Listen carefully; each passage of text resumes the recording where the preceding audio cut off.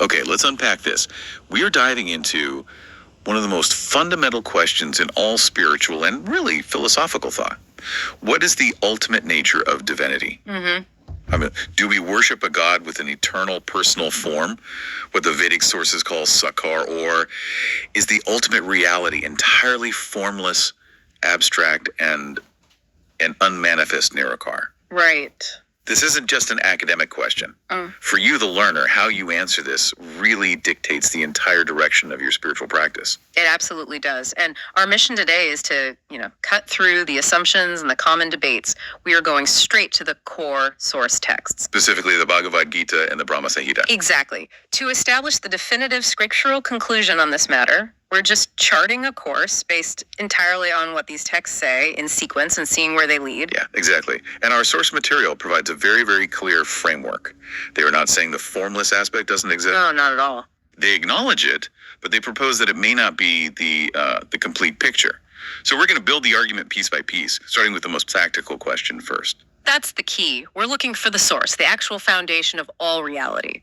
And to find that, we start with the Gita, which opens this specific theological debate in chapter 12, verse 1. I love how direct this is. It instantly establishes the stakes for us. Arjuna, the disciple, he's talking to Krishna, the supreme teacher, and he lays the whole choice out perfectly. He asks Krishna, essentially, of the people who are trying to attain spiritual perfection, who are considered more perfectly aligned with yoga, Right. Those who are constantly devoted to your personal form, or those who meditate upon the formless, unmanifest reality. He even gives the precise Sanskrit for it, akaram avyaktam. So he's not asking which path is real. He's asking which path is superior. Yes, or more perfect. Or more perfect. He's recognizing both paths are being followed, but he's asking for a verdict on efficacy. This immediately legitimizes both the path of devotion, Sākār, and the path of abstract meditation, Nirākār. That's the brilliance of the Gita. It frames the debate perfectly, giving space to both approaches. But what's really fascinating is that Krishna doesn't engage in a long, philosophical windup. No, he doesn't. He gives an immediate, decisive verdict that sets the tone for the entire rest of the discussion. Which brings us to the very next verse, Bhagavad-Gita 12.2. So what does the scripture say is the path of those who are truly yukatama, most perfectly connected? Krishna's answer is unequivocal. He says, "Those who fix their minds on me in my personal form and worship me with great and transcendental faith, I consider to be the most perfect." Wow. That term, yukatama, it's critical. It means the most fully grounded, the most completely connected in the system of yoga. That is a stunningly clear statement. If you're looking for the scriptural hierarchy, it's right there.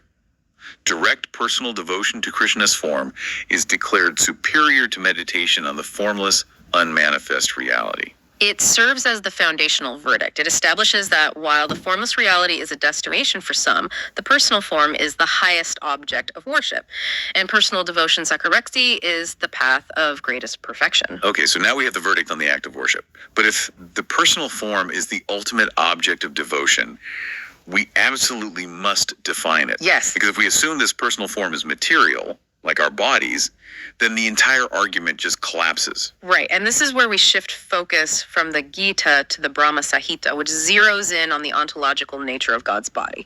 We need to understand what this personal form is because it is definitely not a mortal body. And here's where it gets really, really interesting. Brahma Samhita 5.1 gives us the defining characteristic of the ultimate source.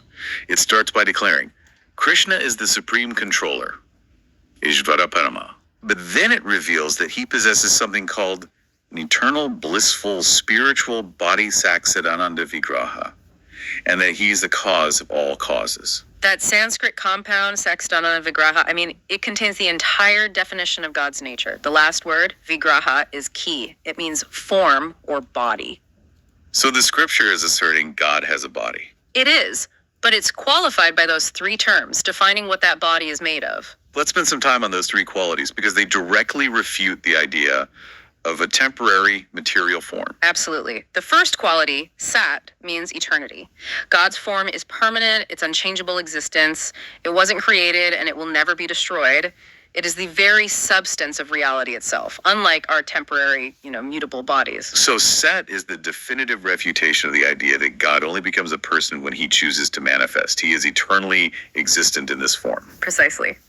The second quality is sit, which means full of knowledge or consciousness. His form isn't inert. Every particle of his being is fully conscious.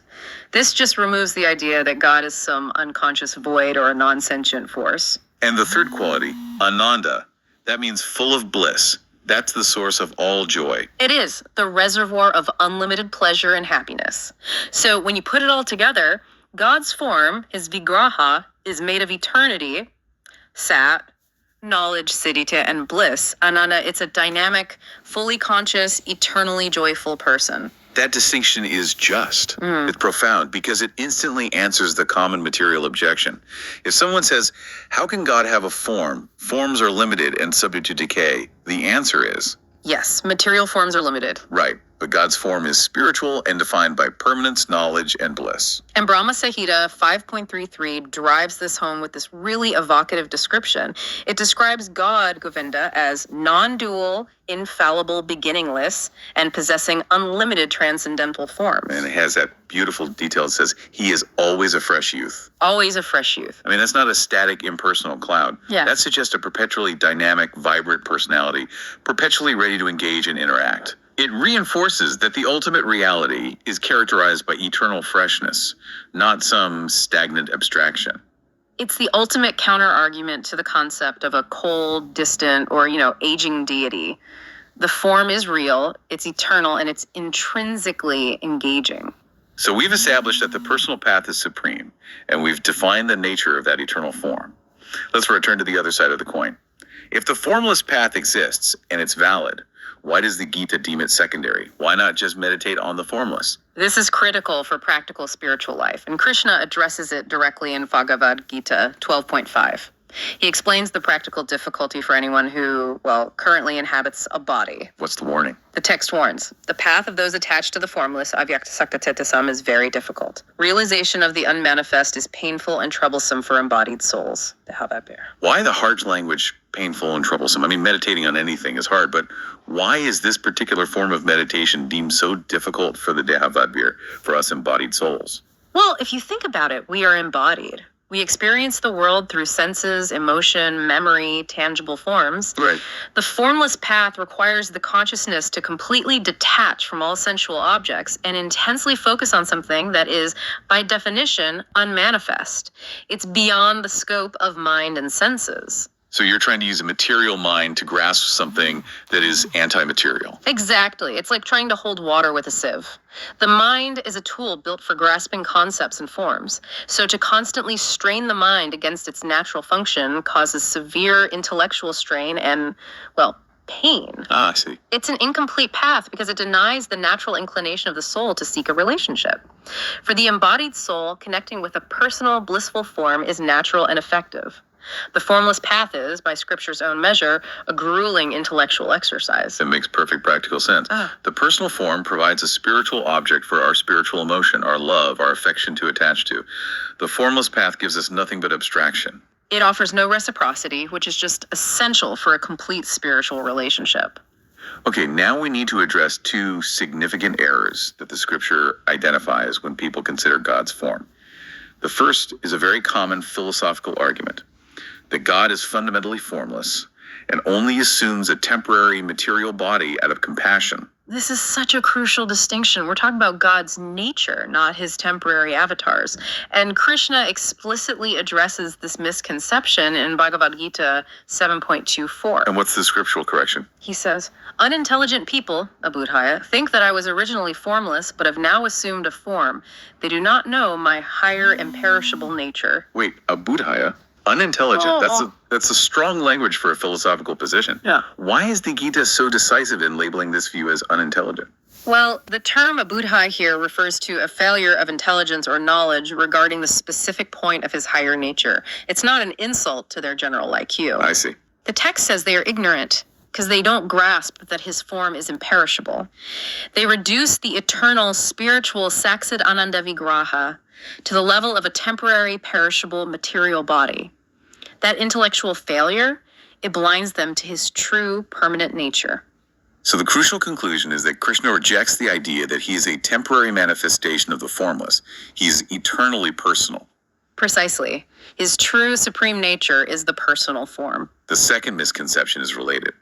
Those who see the spiritual form and confuse it with an ordinary human body, leading them to reject it entirely. Yes. This is addressed in Bhagavad-Gita 9.11.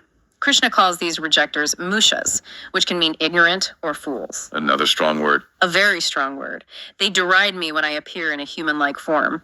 They see the personal appearance, but because they are operating under the assumption that all forms are limited and material, they fail to know his supreme transcendental nature as the Lord of all beings. They see the body, but they don't see the accidental nature of that body. They look at the packaging and reject the content. That's exactly right. They mistake the spiritual body for a temporary mortal body, which is a profound failure of transcendental understanding. So if God's form is eternal and supreme, and yet many people misunderstand it, why can't everyone see or accept it immediately? Why is this personal form sometimes hidden? That takes us to Bhagavad-Gita 7.25, which introduces the mechanism of revelation and concealment. Krishna clarifies that he is not manifest to everyone, being covered by my divine energy, Yogamaya. Yogamaya. Let's unpack that term a bit. It's not just general illusion, is it? No. Yogamaya is his internal, personal, divine energy. It acts like a selective curtain. It's not that the form isn't real or present, it's that this energy obscures the truth from those who lack devotion or faith, while simultaneously revealing it to the devoted.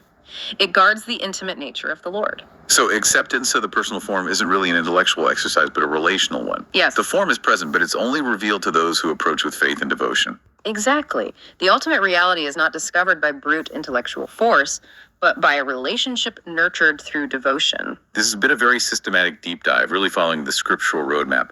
Let's try to synthesize the core findings of this discussion. Okay. Based on the sequence of these key verses from Arjuna's initial question, Krishna's immediate answer, the difficulty of the opposing path, and the definition of the form in Bramha Samhita, the conclusion is consistent and clear. God is eternally Sākār, personal in form. And crucially, that form is spiritual saksat ananda, not material, distinguishing it entirely from our human experience. And the path of personal devotion is the most perfect means of connection for the embodied soul. And here's the synthesis of the entire stack of sources. The Nirakar realization, the formless aspect, Brahman, it exists, but it's identified as a partial, incomplete, and difficult path for the embodied soul. It is, in fact, merely the effulgence, the spiritual radiance emanating from the body of the supreme personal form. That one-line essence changes the entire theological landscape. God does not become personal, he is eternally personal, and the formless is his partial glow. That means the spiritual quest moves from seeking an abstract emptiness to entering into a loving relationship with an eternal divine person. And that leads to a profound final thought for you to mull over. If the formless void is definitively described by the scriptures as only a brilliant, all-pervading effulgence of the divine person, what new possibilities open up in your spiritual quest when you accept that the ultimate source of everything is not an abstract concept, but an eternal, conscious, blissful, reciprocal person?